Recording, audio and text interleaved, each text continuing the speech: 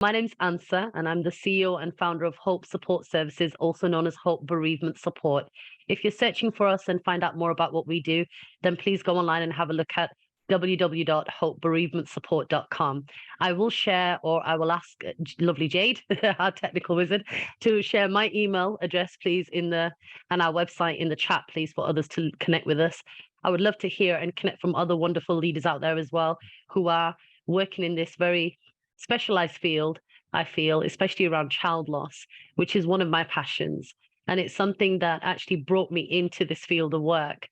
So the best way to introduce myself, I try to keep it as short as possible. And throughout this webinar, just to give a heads up to everybody, I do like a more interactive approach. So I'm happy to welcome anybody who wants to comment, anybody who wants to put their hand up and say, hey, I want to say something or ask something. And of course, when we finish after 40 minutes, like Sarah said, if anybody wants to just wait till then to not be recorded and have that freedom to be able to ask more, then more than welcome to continue that conversation after as well. So myself, as I said, as the founder and CEO and director of Hope Bereavement Support, I'm also a consultant in inclusion and diversity training. I actually was a manager of 3,000 people, 11 branches in the banking industry for 15 years. I've got a mashup of an accent because I've been all over. I did spend nearly 30 years of my life in Leeds. I'm now actually currently residing in Lancashire. So we're talking about where we are geographically, Sarah. So I'm in Bolton. I'd never heard of Bolton until I moved here about 10 months ago. It's a lovely little town. It's amazing, only 15 minutes away from Trafford. So Manchester's just down the road. And Leeds is only about 45 minutes to an hour away, but I still do travel quite a bit between the two. So my journey starts 20 years ago when I had my first, nearly 20 years ago, my first loss. I am the proud mother of 12 children, and 10 of them are rainbow babies. So they're waiting for me, in my eyes, ahead. I had given birth twice, and I must give a trigger warning in terms of what content I'm sharing, because I know there'll be a mix of people here. So I will try to keep the content as light as possible and not too detailed, because I know that that can itself be a re-trigger for trauma. Myself, I went back into training and became a counselor. I'm actually a supervisor now, an integrative counselor. And I trained, my main modality is person-centered, but I also do Islamic psychology delivery of training as well. I work with the founders of that modality as well. And I'm psychosexual certificated as well. So I also am autism trained as well. And obviously miscarriage and bereavement is my bread and butter, is what I'm really specialized in terms of working within my own private practice as well.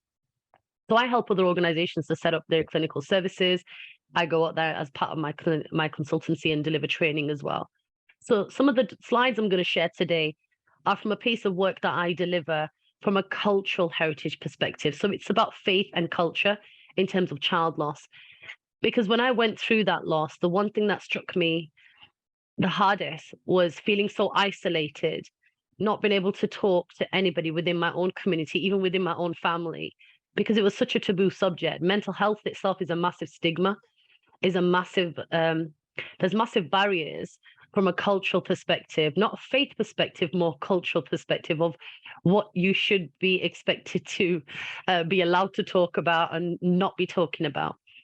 If I could put it in simpler terms, anything to do with sex is forbidden to talk about. So having a baby or losing a baby refers to sexual contact.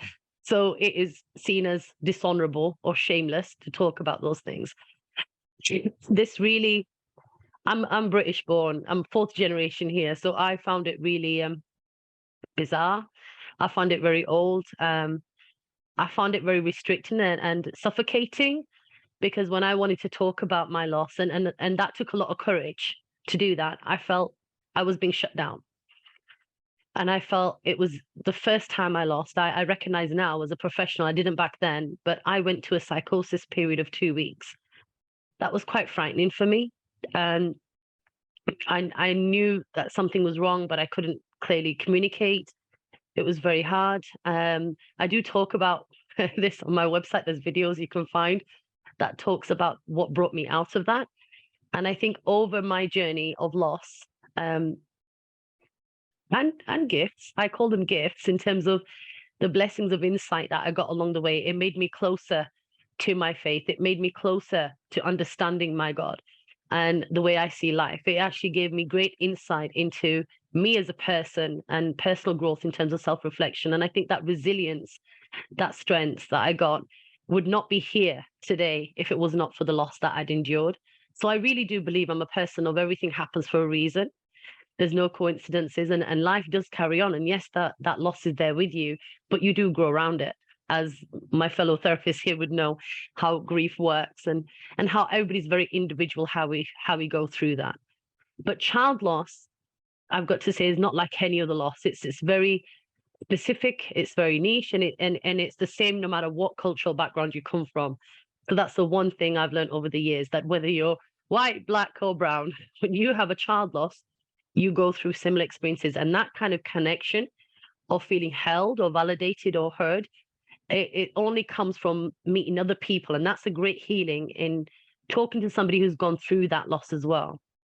So the words I've used in the past is only another mother who's got an empty room can hear the howling from my empty room and can really sense that. And that doesn't matter whether you miscarried throughout the 3 trimesters or whether you had a stillbirth or a neonatal death. That child loss really feels like it's an emptiness of the womb. And that was something that I found quite connecting. Years back before I set up Hope. Hope was set up in 2012, 13, towards the end of 12. And it was after a research project that I got involved with at Leeds University. And it was about finding moms who had suffered a loss, and they were doing research into high-risk mothers and infant loss, and looking at fatality and looking at where was it more impacting. And we found that South Asian women, Caribbean and African women, and teenage moms were the highest risk of having child loss. And I'll share some of those statistics in one of the slides that I'm going to share shortly. And it talks about how we went to the National Midwifery Council in Northern Ireland to actually represent and talk about our stories.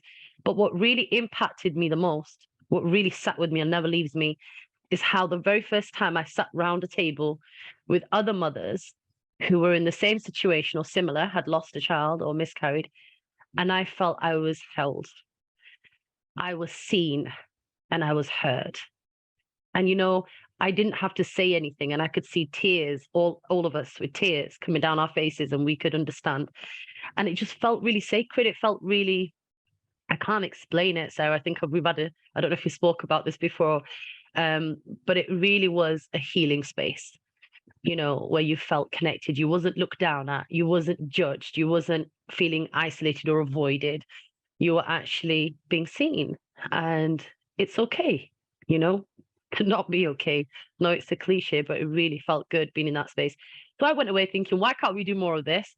So I decided, yes, I'm going to do this. And I went to the powers be to suggest I'm happy to do volunteering. I'm happy to do training, whatever you want me to do.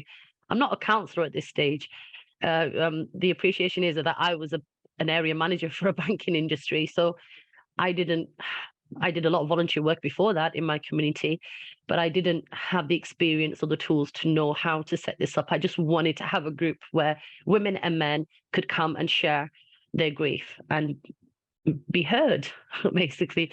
And so I had to go do it on my own, and I did. I did it for 7 years on my own through my own pocket, and I managed quite well, did that really well. And then the pandemic hit. By this time, I am trained as a counselor, doing my own private practice, doing my own consultancy work, and I couldn't sit back and do nothing. So I reached out to people on my socials and reached out and said, who's with me, who's going to help me? And before I knew it, I was speaking to Sarah about this at the beginning, the trajectory of how we've grown is amazing. We've got over 80 people, and we operate on a nationwide process now where we offer counseling, not just groups, but one-to-one counseling, one-to-one coaching and trauma programs. And this bit is a really key part. It's the whole journey of the healing process. We talk about child loss, but yeah, you might, any kind of mental health, one-to-one counseling is great, talking therapies, but you also need the post, like what happens after that, because you need, just like you break a leg or an arm, you need an operation maybe, then you have the cast, then you have the walking arms. Well, grief or mental health work, emotional work is very similar. So we decided to offer the coaching element as well as the trauma program, as well as the one-to-one, because these were the 3 elements that we thought were really important in terms of helping a person to really, really feel supported and held to get to that fully functioning stage of where we need to be. So I'm going to start sharing my screen just to start showing you from a cultural perspective is what I wanted to say, and how it really matters that we match as best as we can in terms of our heritage when we are working with child loss or any kind of mental health. I have found that it's really key to sorry, I'm trying to bring this window down so I can bring it bigger. Can you see that? Hopefully you can all see that. So we in can terms of answer infant, yes. Sorry, Ansa, it's on number 11, but we can see it full screen. Brilliant. That's great. Okay.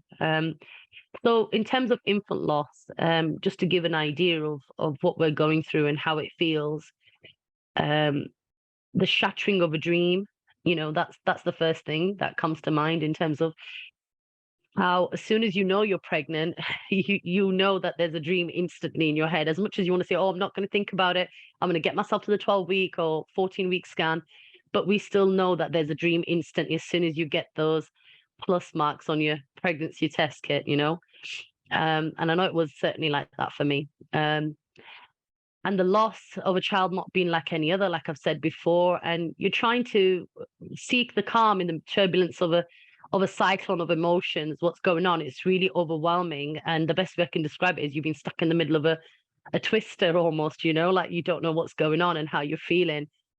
And for me, from a cultural perspective, when I've delivered this, it's been from an Islamic perspective. So it's trying to find the love of Allah or God, especially in pain, and how you get through that, allowing and accepting your broken self, and praising God in a time of destitution as well. This is a massive thing in terms of faith perspective. We think about how we want to get through life and what is the purpose of life. And that's a massive one in terms of how do we find that faith when you've lost all hope. And before we start talking, you can see the statistics I've shown you in front of here. This is what was shared with us when we did the actual study itself, and I'm sure that it's gone up even further now.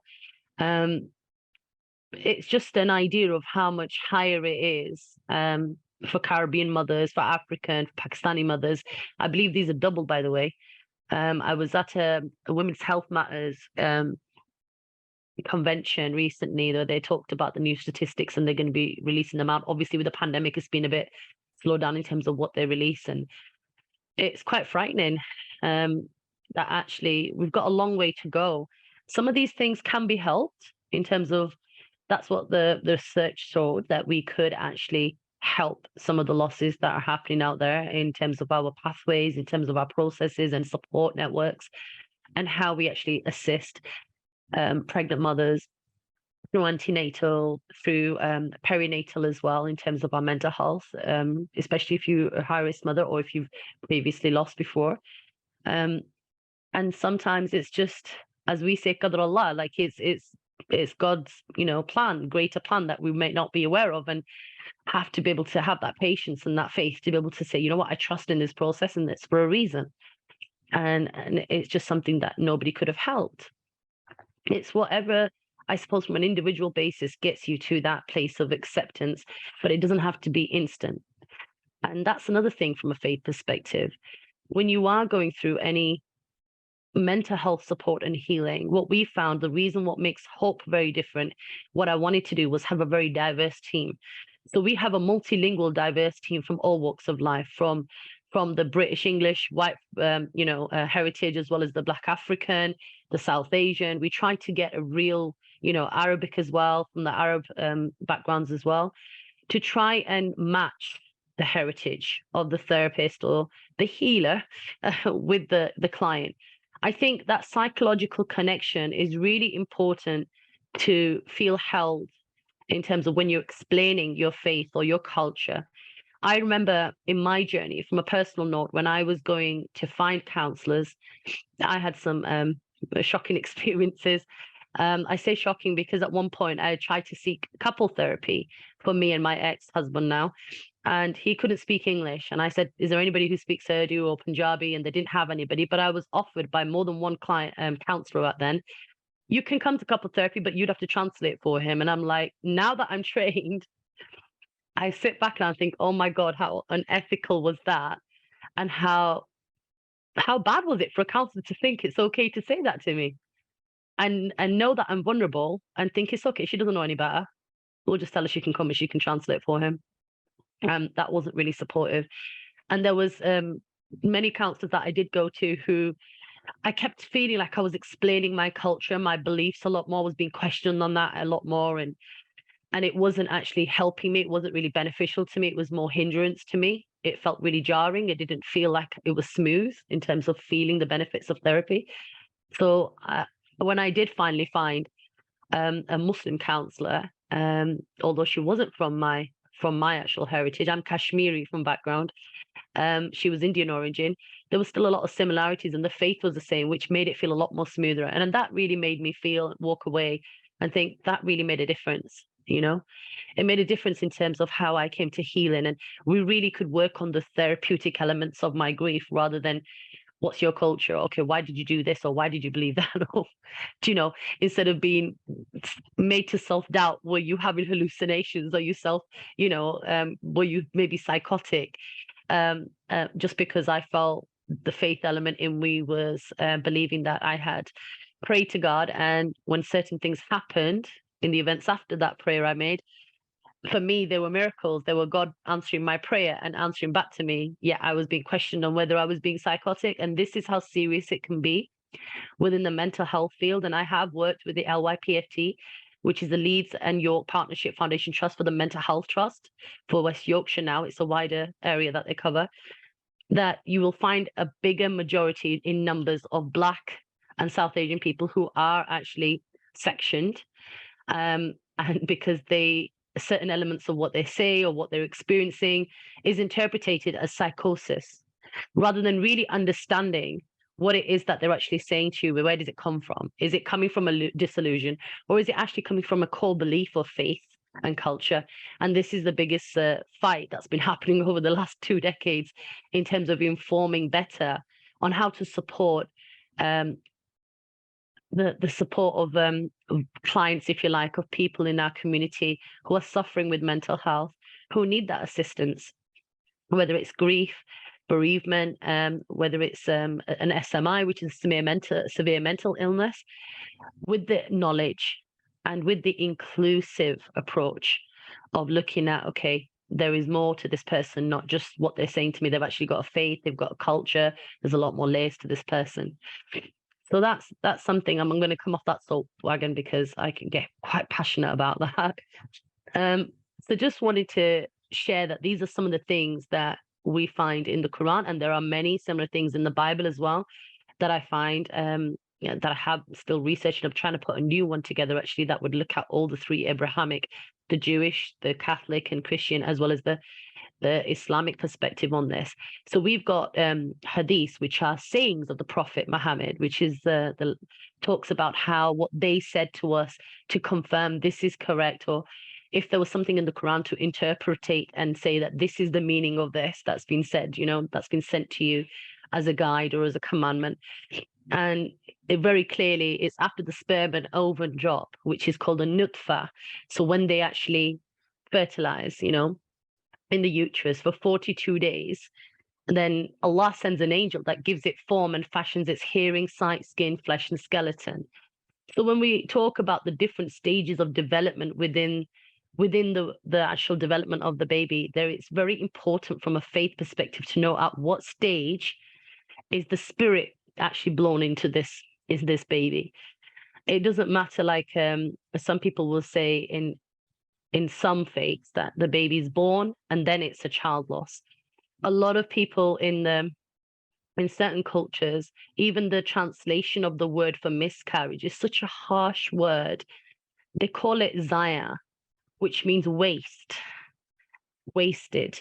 And it's a really harsh way of thinking of, and again, lack of knowledge of how they would actually translate a miscarriage.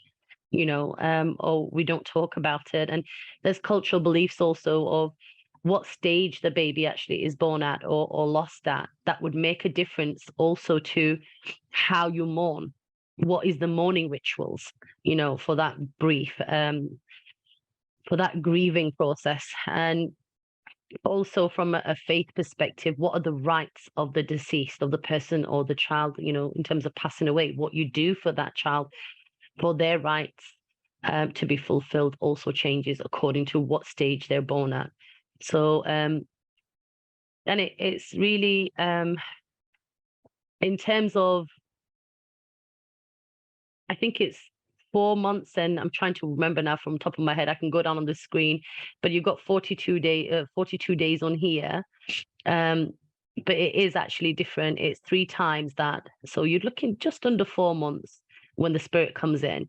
And at that point, it's a case of like, you need to, depends on if the baby's born and it breathes. As soon as the baby, even if it's a late miscarriage, which I've had late miscarriage, and my baby, Miriam, did breathe for just 45 minutes, but the doctors couldn't do anything to save her because she was under 24 weeks, just under.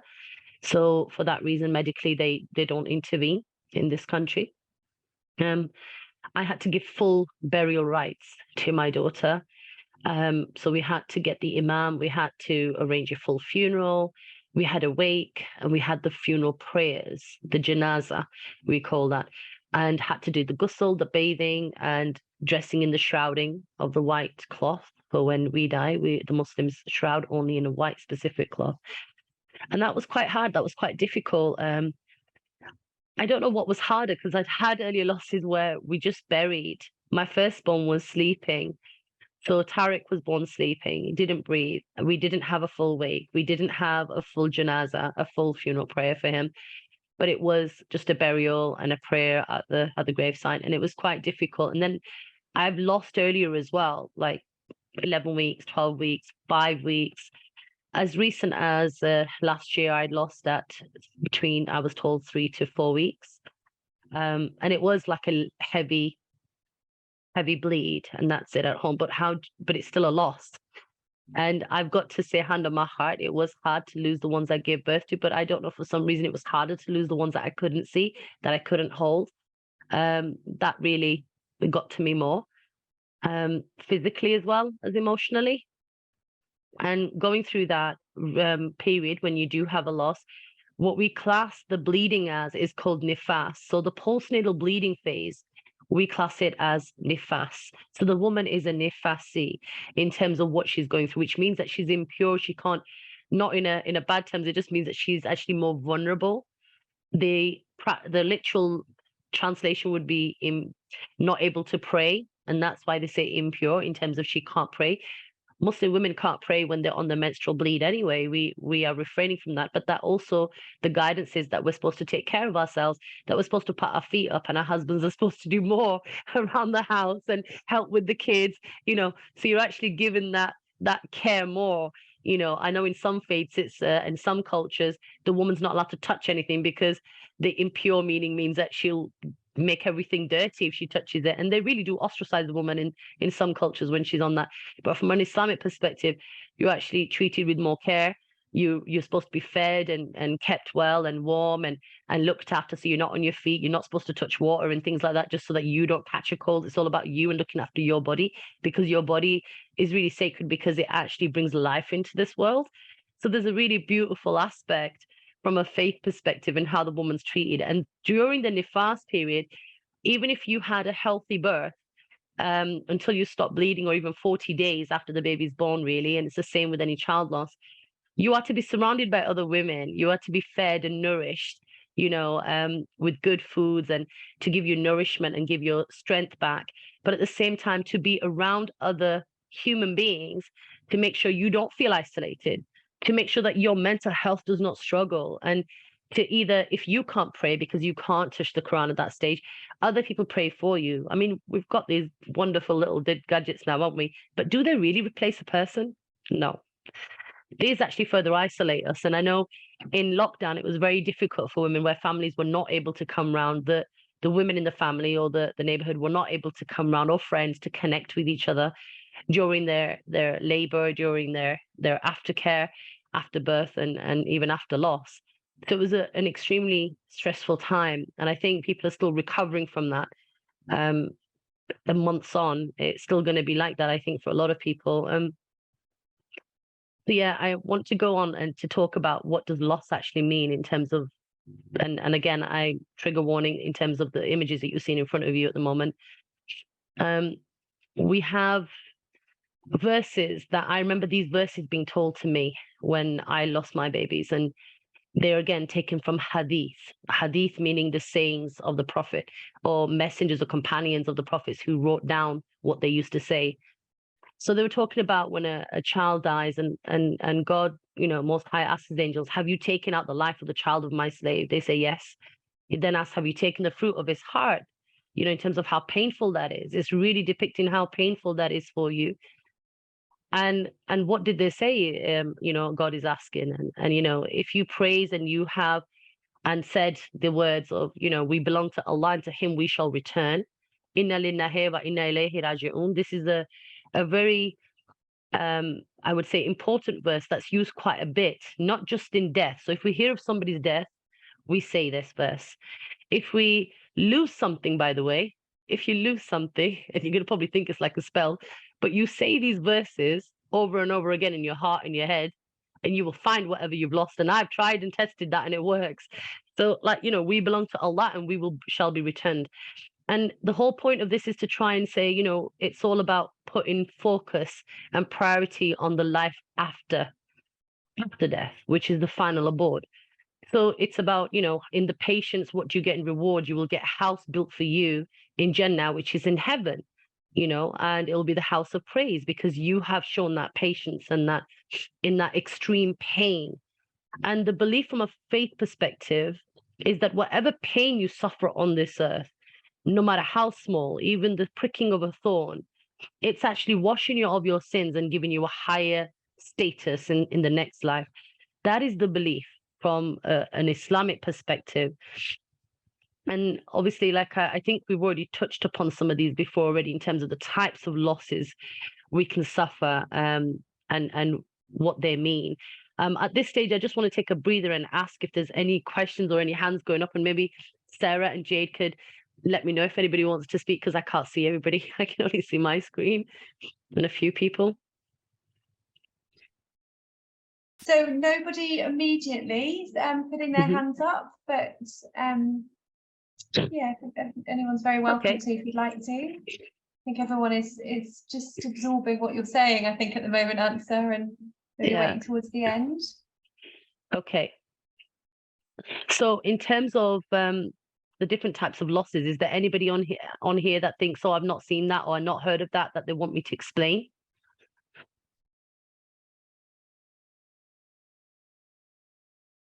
Okay, that's good. Right. So in terms of grief and loss, we talk about, I've sort of talked about all this so far in terms of the different types of grief process and stages that we have, but it's in a circle. It's not really in steps. You can start at any point on this grief cycle. This is a 5-step cycle, but there are 7 steps as well that are available. And I've got to say, from a faith perspective, majority of the time, there's 2 ways of processing in grief. There's rational and there's emotional. So the rational will be more task orientated, where the emotional is more overwhelmed with the emotions and really grieving and trying, cannot actually function to do any of the tasks that are needed. From a faith perspective, you tend to go to, or the men tend to more, to be honest. I mean, although I found myself to be doing that as well, because my husband couldn't speak English. I was the one trying to deal with all the tasks, unless my father or my brother or somebody else stepped in to do it for me and help me, especially when I was not very well and really unwell, especially after my first loss. But you go to the acceptance stage first. You know what's happened. You accept it. It's the will of Allah, and you think you're going to get through it. You've just got to get through the next stage now. So you think about the burial rites, you think about the funeral rites and of the child or the loved one that you've lost. So you focus on that more. So you're task orientated. And then after that is the emotional side. And what tends to happen is that block happens where you can't switch to the emotional side as easy. And that's when you can get issues with grieving, getting stuck, and it becoming complex bereavement or especially traumatic loss. And I think that's what happened to me. I know that in terms of what happened to me, a few of my losses, it was quite traumatic and they got stuck and it became very complex in terms of grieving and working through that bereavement. But child loss is not like any other grief. Again, it sits outside in terms of what stage you go at. We talk about postnatal depression that can hit a lot of women, even I think even more so high risk when you've actually had a child loss. We talk about it from an Islamic or perspective here in terms of this special strength and resilience physically given to women, a special gift just for women, and to bring life into this world. And we also talk about, again, a common phrase is that you get Jannah under her feet, which means she has paradise under her feet. By giving birth, she gets an even more elevated special status, which actually is a big test. It's not easy to have. And another thing to mention from a physical change and a spiritual one as well is that we believe from an Islamic perspective that when you go through child labor, whether it's a loss, whether it's a C-section or a physical natural birth or water birth, whichever way, you are actually born again yourself. To your spirit itself. And I think that in itself was really gave me a lot of warmth, gave me a lot of strength to think that God had almost washed me of all my sins and I'm a brand new person. Because the Muslim Ummah, the people in Islam, believe that the people who are fortunate enough to go on pilgrimage, to go to Hajj, to Mecca, why do people go drones and thousands to Hajj? Because that is one of the pillars of Islam, yes, but that is also one way, sure way of getting all your sins and faults forgiven. So you come back from Hajj if you're fortunate enough to be like a brand new person, like you're born again, like you've got a fresh slate and you can start again. That is the belief. So as women, we have been given that gift by Allah. If you are able to have children, you are able to have that every time you go through pregnancy. So there's a lot of emotion and social changes in terms of cultural expectations of how women, especially if you live in extended families, what that can do for us, and how we're expected to still, show face. From a cultural perspective, from a faith perspective, it's very different. You are to be respected for your space. You are encouraged to breastfeed as well. That's a massive part of the faith itself. From a cultural perspective, that can be a give and take. In terms of how you are supported afterwards, it's very much like, oh no, you must be fully dressed and presentable, and people are going to come and see the baby. You've got to be down here. It doesn't matter if you've had a C-section, doesn't matter if you had a traumatic birth. You are expected to get up and make tea and put refreshments out for the guests that are coming. It's very drastic. They're two very different things. And some cultures, it can be very welcoming, very kind, very supportive. But again, it's an individual basis. But these things do exist, is what I'm saying. And it's about not making, I think the key is not to make assumptions, but to be aware of what could be happening, what could be happening in that setup of that person that you're supporting. So there's, I don't know if anybody's got any questions on this, but this is about just some examples, not all of it. It's not exhaustive, but it's talking about the different types of postnatal depression symptoms that can happen. I'm going to end on this one here. Actually, no, yeah. So it talks about the key concepts of, from an Islamic perspective again, as tools for the mother and baby.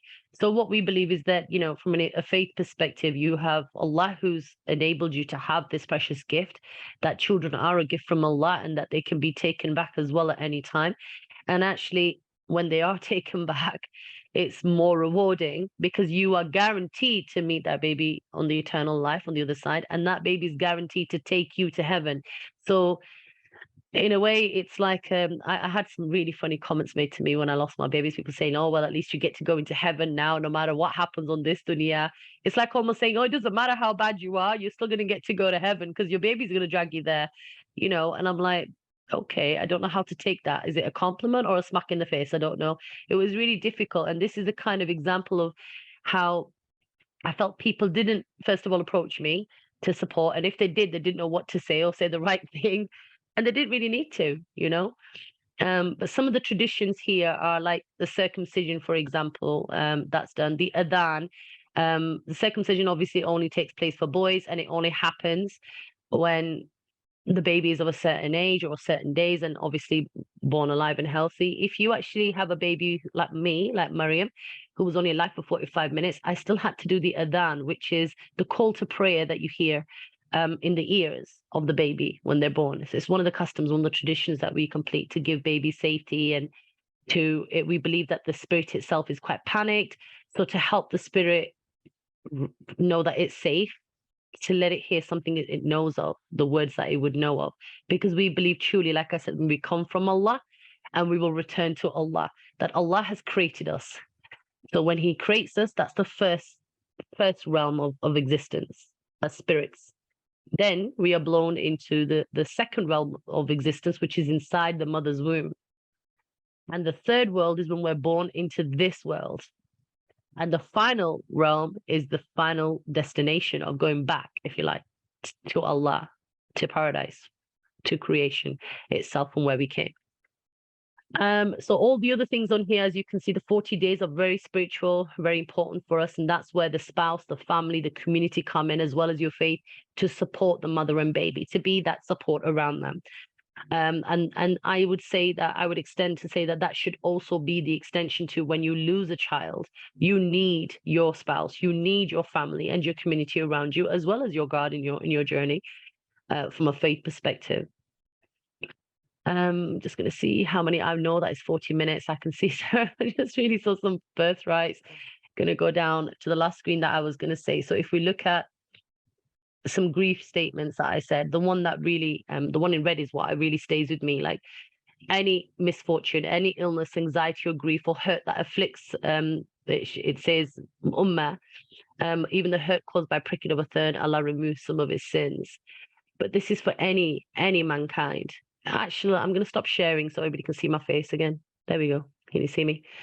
You know, the Quran itself is not just for Muslims. It actually translates, the Quran translates to a book of mankind. So my perspective, my intention always, even from a very young age, is that we are one mankind. And my services are not just for Muslim people, they are for everybody within the community. So it's been diverse, it's been inclusive, and that everybody needs that support, especially to do with child loss. For me, it's something that unites that particular group of people very, very closely.